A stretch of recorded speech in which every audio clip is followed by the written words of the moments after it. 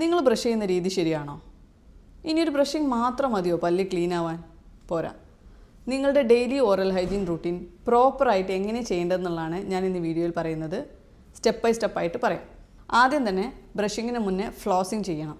Brushing എത്ര important ആണോ അത്ര തന്നെ ഇമ്പോർട്ടൻ്റ് ആണ് ഫ്ലോസിങ്ങും. കാരണം പല്ലിൻ്റെ ഇടയിലുള്ള ഫുഡിൻ്റെ അംശങ്ങളൊന്നും ബ്രഷിങ്ങിലൂടെ പോവില്ല.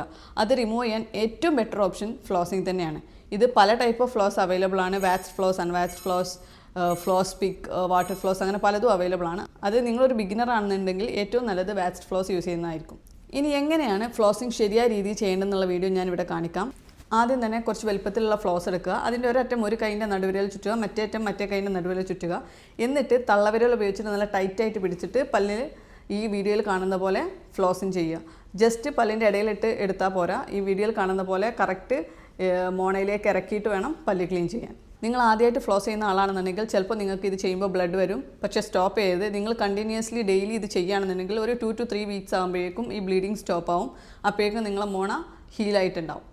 ഇനി ഫ്ലോസിങ് കഴിഞ്ഞതിന് ശേഷം ബ്രഷിങ് പ്രത്യേകം ശ്രദ്ധിക്കുക. സോഫ്റ്റ് ബ്രിസിലുള്ള ടൂത്ത് ബ്രഷ് എടുക്കുക. ഫ്ലൂറൈഡ് അടങ്ങിയിട്ടുള്ള ടൂത്ത് പേസ്റ്റ് ഉപയോഗിച്ച് ഒരു പീ സൈസ് എമൗണ്ടുള്ള ടൂത്ത് പേസ്റ്റ് എടുത്തതിന് ശേഷം മുകളിലെ വരയിലെ ബാക്കിലെ പല്ലിൽ നിന്ന് സ്റ്റാർട്ട് ചെയ്യുക. ബ്രഷ് ഇങ്ങനെ പിടിക്കുന്നതിന് പകരം മോണയിലേക്ക് കുറച്ച് ചെരിച്ച് പിടിച്ചിട്ട് സർക്കുലർ മോഷനിൽ റൗണ്ട് ആയിട്ട് പല്ല് ക്ലീൻ ചെയ്യുക. മിതമായ ബലത്തിൽ, കൂടുതൽ ബലം ഉപയോഗിക്കരുത്. ഇങ്ങനെ പല്ലിൻ്റെ ഫ്രണ്ട് സൈഡും ബാക്ക് സൈഡും ചവക്കുന്ന ഭാഗവും ചെയ്യുക. അതിലൊരു എക്സെപ്ഷൻ മാത്രം, ഫ്രണ്ടിലെ പല്ലിൻ്റെ ബാക്ക് സൈഡ് മാത്രം ബ്രഷ് ഇങ്ങനെ നീളത്തിൽ പിടിച്ചിട്ട് ബ്രഷ് ചെയ്യുക. ഡെയിലി 2 തവണ ബ്രഷ് ചെയ്യുക, രാവിലെയും രാത്രി ഉറങ്ങുന്നതിന് മുമ്പും. ഒരിക്കലും ബ്രഷ് ഇങ്ങനെ ഇട്ട് ഉരക്കരുത്. അത് കാരണം ഭാവിയിൽ മോണ താഴാനും പല്ലുപുളിപ്പ് ഉണ്ടാവാനൊക്കെ ചാൻസ് ഉണ്ട്. ഈ ബ്രഷിങ് കഴിഞ്ഞതിന് ശേഷം അടുത്തത് നാവ് ക്ലീൻ ചെയ്യുക.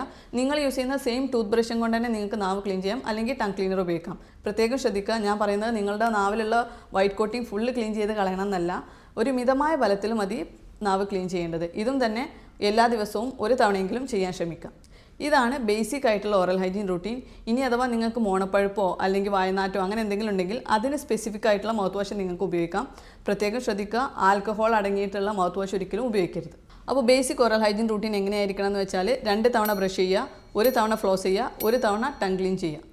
ഹെൽത്തി ടീത്തിന് ഏറ്റവും ഇമ്പോർട്ടൻ്റ് ആയിട്ടുള്ള കാര്യം പ്രോപ്പർ ആയിട്ടുള്ള ഡെയിലി ഓറൽ ഹൈജീൻ ഹാബിറ്റ്സ് തന്നെയാണ്. ഈ ഓറൽ ഹൈജീൻ റൂട്ടീൻ നിങ്ങളുടെ പല്ലിനെ ഹെൽത്തി ആക്കി വെക്കാൻ ഹെൽപ്പ് ചെയ്യുമെന്ന് വിശ്വസിക്കുന്നു.